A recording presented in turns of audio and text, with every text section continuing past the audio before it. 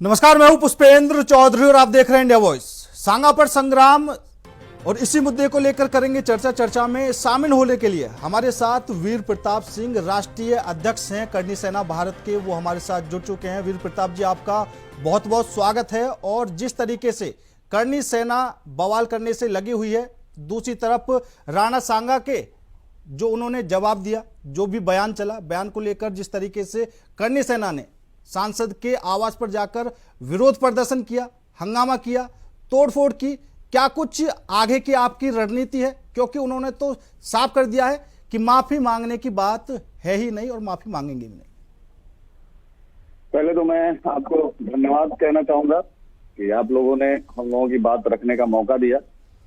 रही बात सांसद की माफी मांगने की नहीं मांगने की, तो जब तक माफी मांगेंगे नहीं तब तक छोड़ेंगे नहीं उनको। और जितनी बार ये गलती करेंगे उतनी बार उनको उत्तर देंगे, मजबूती से देंगे। और जैसा उत्तर वो सोच रहे हैं उस तरीके का उत्तर उनको मिलेगा। ये कोई तरीका नहीं है कि आप देश के सबसे बड़े सदन में, राज्यसभा जैसे उच्च सदन में आपको किसने अधिकार दे दिया कि आप किसी भी समाज के या देश के इतने बड़े, जिन्होंने इतिहास रचा है इस देश के लिए, जिन्होंने लड़ाइयां लड़ी हैं, जो 103 लड़ाइयां लड़े और सब लड़ाइयां जीते, लोग अपने पुत्रों को ये कहते हैं कि आप राणा सांगा जैसे बनो। आप राणा सांगा भी तो गद्दार कह रहे हो, उनकी औलादों को गद्दार कह रहे हो। मैं पुष्पेंद्र चौधरी जी आपसे भी सवाल पूछता हूँ, आप भी हिंदुस्तान के सनातनी हैं, आप भी उन्हीं के बच्चे हैं, ये तो आपके लिए भी गाली है ना? नहीं, बिल्कुल गाली है, लेकिन मैं कानून अपने हाथ में नहीं ले सकता ना। मेरे भाई, आप हमारी आवाज तो आप संविधान के चौथे स्तंभ हैं। हाँ। आप हमारी बात तो रखेंगे ना। बिल्कुल। किसने गलत बोला? हाँ। और कानून हाथ में किसने लिया? हाँ। हम लोग तो नॉर्मल प्रोटेस्ट करने उसके घर पे गए थे। ईंटें, पत्थर और डंडे उनके गुंडों ने चलाया है, उनके लोगों ने चलाया है, समाजवादी पार्टी के गुंडों ने चलाया है, सांसद के लोगों ने चलाया है, पुलिस को मारा, मीडिया वालों को मारा, हम लोगों को हाथ पैर तोड़ा। लेकिन आप पर जो एफआईआर दर्ज हुई है उसमें तो जो 2 एफआईआर दर्ज हुई हैं, ठीक है। 2 एफआईआर में, एक एफआईआर में है कि पुलिस कर्मियों पर भी हमला किया गया और दूसरी में आवास में तोड़फोड़ की। देखिए, यही है इस देश का कानून। जो मारे वही एफआईआर कराए और जो मार खाए वो अपने हक हकूक के लिए संघर्ष करे। छोटे हम लोगों को, हमारे राष्ट्रीय उपाध्यक्ष जी का सर फट गया है। इससे पहले वो अभी लाइव टीवी डिबेट में आपके चैनल पे थे, उनका हाथ टूट गया है। बिल्कुल। 57 लड़कों के सर फोड़े हैं, हाथ टूटे हैं। जान से मारने के लिए तैयारी थी हम लोगों के लिए। हम लोगों को मारना चाहते थे लोग। अटेम्प्ट टू मर्डर हमारे साथ हुआ है। वीर प्रताप जी, हमारे क्यों नहीं किए जा रहे भाई? वीर प्रताप जी, अगर देश में कोई भी हमारे जो महान पुरुष थे उनके ऊपर टिप्पणी करेगा, विरोध प्रदर्शन करना जरूरी है, जायज भी है, करना भी चाहिए, ठीक है, क्योंकि आज अगर हम हैं तो उन्हीं की वजह से हैं। लेकिन ये जो बात सुनिए, मैं आपको एक बात कहूं, अगर इस तरीके की गलती करेगा तो मजबूती से जवाब देंगे। अभी तो ये कम है, और मजबूती से जवाब देंगे, और भी मजबूती से करेंगे। लेकिन इसमें तो आपका नुकसान हुआ ना, मजबूती कहाँ है? नुकसान हो, बार बार नुकसान हो, कोई दिक्कत नहीं है। हम अपने पूर्वजों के सम्मान के लिए अपनी जान दे देंगे। नुकसान की तो बात ही छोड़ दीजिए। हम जान देने के लिए तैयार हैं। ये गलती करें हम जान दे देंगे, लेकिन अपने पूर्वजों का, इस देश के महान विभूतियों का सम्मान बचाने के लिए अपनी जान दे देंगे। बर्दाश्त नहीं करेंगे, बिल्कुल लड़ेंगे। वीर प्रताप जी, बात ठीक है, आपकी बात जायज है, और जो पूर्वज है हमारे, उनके सम्मान में बिल्कुल खड़ा रहना पड़ेगा। और आपको ही नहीं, हर किसी को अपने पूर्वजों का सम्मान करना चाहिए। अगर पूर्वजों के सम्मान पर कोई भी किसी तरह की ठेस पहुंचाता है तो बिल्कुल लड़ना भी जायज है। लेकिन मेरा सवाल यह है कि ये जो हंगामा हुआ, इसमें आपके कुछ लोग थे, उनको भी चोटें आई हैं, ये पूरा षड्यंत्र किसने रचा? ठीक है, विरोध प्रदर्शन अलग है, विरोध करना चाहिए, ठीक है, मैं तो आपसे ये जानना चाहता हूं।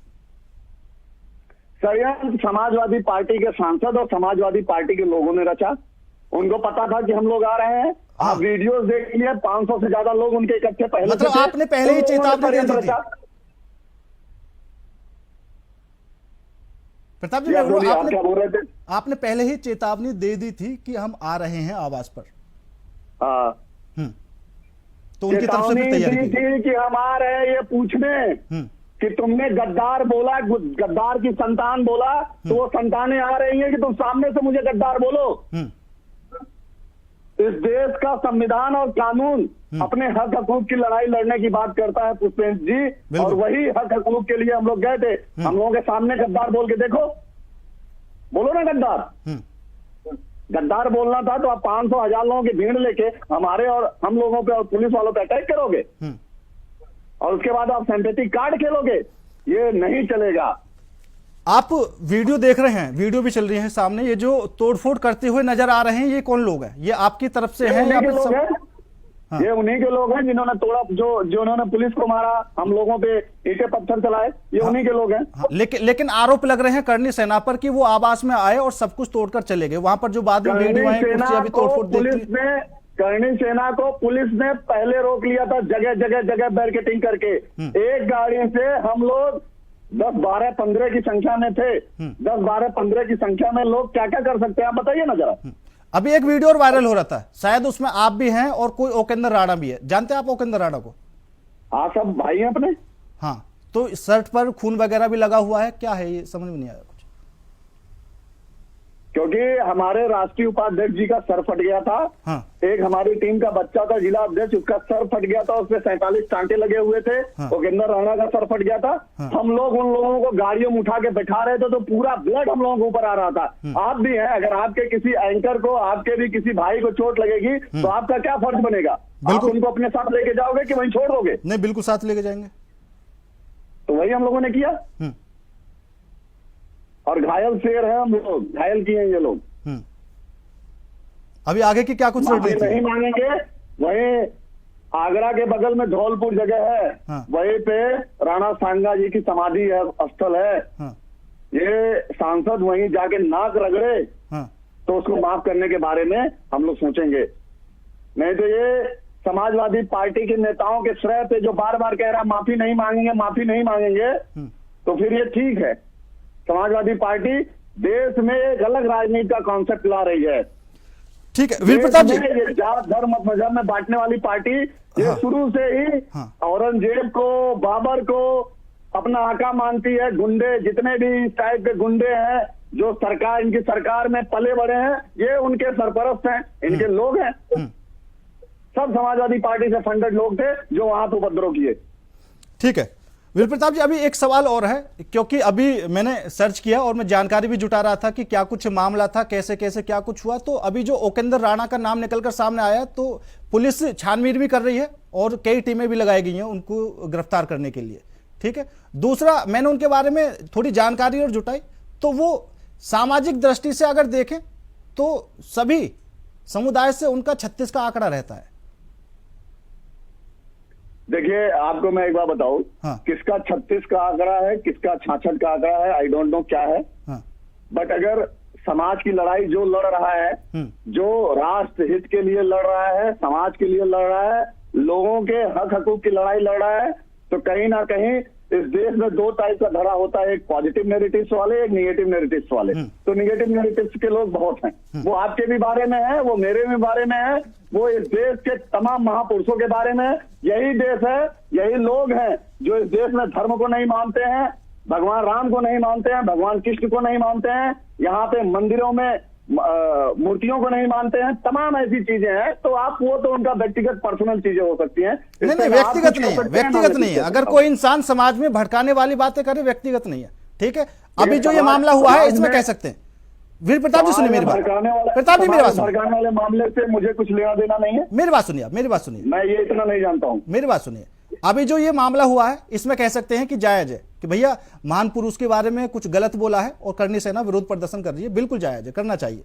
ठीक है, लेकिन अगर हम थोड़ा पीछे जाते हैं और ओकेंद्र राणा के बारे में बात करते हैं, तो ओकेंद्र राणा की सोशल मीडिया पर हजारों वीडियो हैं, वो किसी भी समुदाय को गाली देते हुए नजर आ जाते हैं, भड़काने वाली बात करते हैं, 10 लोग लेकर वो कहीं भी पहुंच जाते हैं कि भैया मैं यहाँ आकर खड़ा हो गया, आ जाओ।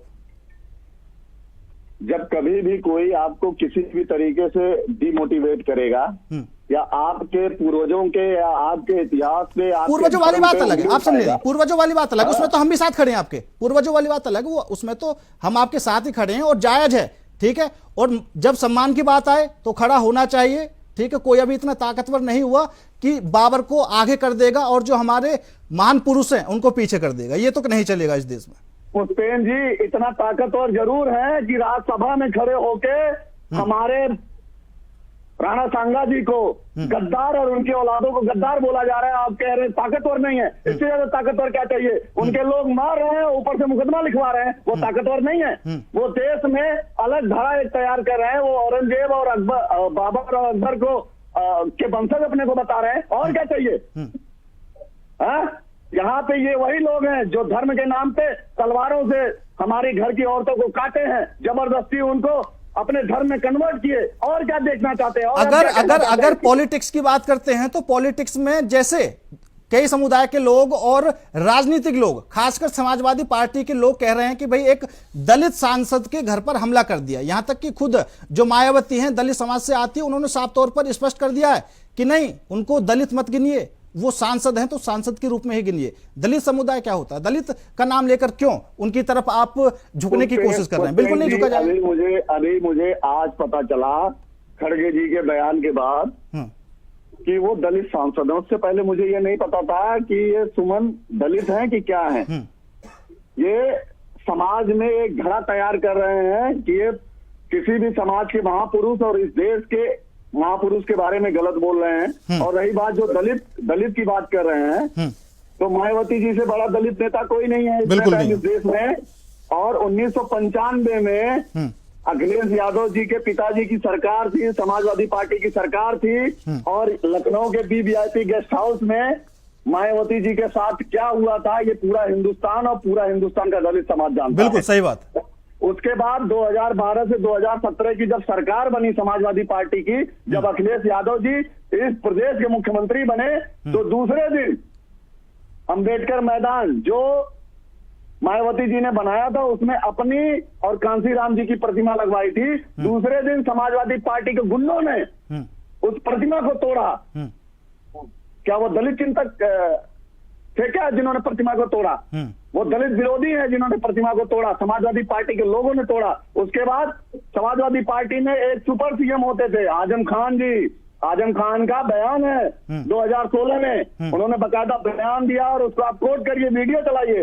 उन्होंने सहारनपुर रामपुर में लाखों लोगों के बीच में कहा था कि एक अम्बेडकर जी हैं जो एक प्लाट में बैठे, मूर्ति लगी है तो समझो प्लाट तो पहले से कब्जा है और दूसरी तरफ जो उंगली किए हैं वो भी कब्जा करने वाले हैं। तो ये लोग दलित चिंतक हैं क्या?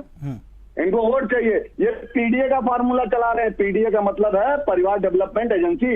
ये अपनी एजेंसी चला रहे हैं। इतना दलित चिंतक है तो अखिलेश यादव जी क्यों नहीं कहते कि मैं CM नहीं बनूंगा 2027 में, मैं एक दलित चेहरे को CM लेके आ रहा हूँ, मैं एक OBC चेहरे को CM लेके आ रहा हूँ।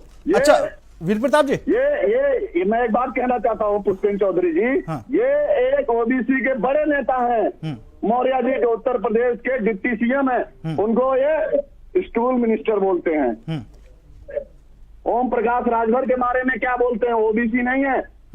संजय निषाद के बारे में क्या बोलते हैं? OBC नहीं है क्या? यही OBC के नेता हैं। यही OBC के नेता हैं कि एक घर में 23 लाल बत्ती हो, 8 सांसद हो, 5 जिलों के जिला पंचायत अध्यक्ष हो, सैकड़ों की संख्या में प्रमुख हो, हजारों की संख्या में जिला पंचायत सदस्य इनके हो। अगर इनकी पार्टी इतनी OBC और इसके PDA के फार्मूले चल रही है तो एक जात विशेष को ही क्यों 86 में से 66 SDM बना दिया गया? बिल्कुल सही बात है वीर प्रताप जी। मेरा दूसरा सवाल यह है, क्योंकि अभी कुछ दिनों से जो इतिहास में चीजें छिपी हुई हैं वो अचानक से सामने आने लगी हैं। दूसरी तरफ क्योंकि अभी अखिलेश यादव ने अपने नेता का समर्थन करते हुए यह भी कहा कि अगर भाई इतिहास के पन्नों से छेड़छाड़ करोगे तो वो ठीक नहीं होगा, और भारतीय जनता पार्टी अपनी राजनीतिक रोटियां सेकने के लिए इस तरह के काम करती है कि वो इतिहास के पन्नों को उखाड़ती है। दूसरा चैनल के माध्यम से एक बात कहना चाहता हूँ कि अखिलेश यादव जी से कहिए, अखिलेश यादव जी छेड़छाड़ करें इतिहास के पन्नों से, समाजवादी पार्टी फिर समाप्त हो जाएगी। करें ना, छेड़छाड़ करें, कौन रोका है उनको? और करें। दूसरा प्रताप जी, दूसरा ये कि जो पहली बार बयान दिया था महाराष्ट्र से उनके विधायक हैं अबू आजमी, उन्होंने औरंगजेब को एक अच्छा इंसान बता दिया, ठीक है। और दूसरा ही अब उनकी पार्टी के ही सांसद हैं। तो आखिर क्या ये समाजवादी पार्टी की सोची समझी कुछ रणनीति है, या फिर कहीं ना कहीं वो जो कहते हैं ना ज्ञान का अभाव कम है, लोगों को जानकारी नहीं है कि हमारे महान पुरुष कैसे थे, जो मुंह में आया वो बोल दिया। उनको ये नहीं पता कि अगर हम ऐसा बोल देंगे तो फिर समाज पर इसका क्या प्रभाव पड़ेगा, और राजनीतिक लोग हैं, मुद्दा भी बन सकता है। देखिए पुष्पेंद्र जी, मैं आप एकदम बहुत जेन्युइन सवाल पूछे हैं। पहले तो इनको केवल वोट चाहिए, देश टूट जाए धर्म के नाम पे, जात के नाम पे चलेगा, और इनको ज्ञान है ही नहीं, ज्ञान एकदम नहीं है। मैं तो राज्यसभा के सांसद हैं जो इतने वरिष्ठ हैं, उम्र भी इनकी हो गई है, मैं इनके ज्ञान पे कहीं ना कहीं मैं इनको कहूंगा कि जाएं हॉस्पिटल में एडमिट हो, अपना इलाज कराएं। सुमन को हॉस्पिटल की आवश्यकता है, इनको राज्यसभा के सदस्य होने की जरूरत नहीं, इनको पहले किसी हॉस्पिटल में एडमिट करा के इनका प्रॉपर उपचार किया जाए। और इनका जो मुंबई का विधायक बोलता है उसका भी इलाज की आवश्यकता है। वो औरंगजेब की संतान होगी, हिंदुस्तान में वो जानते होंगे, हिंदुस्तान बप्पा रावल, राणा सांगा, पृथ्वीराज चौहान और तमाम इस तरीके के महापुरुषों की कर्म और जन्मभूमि है।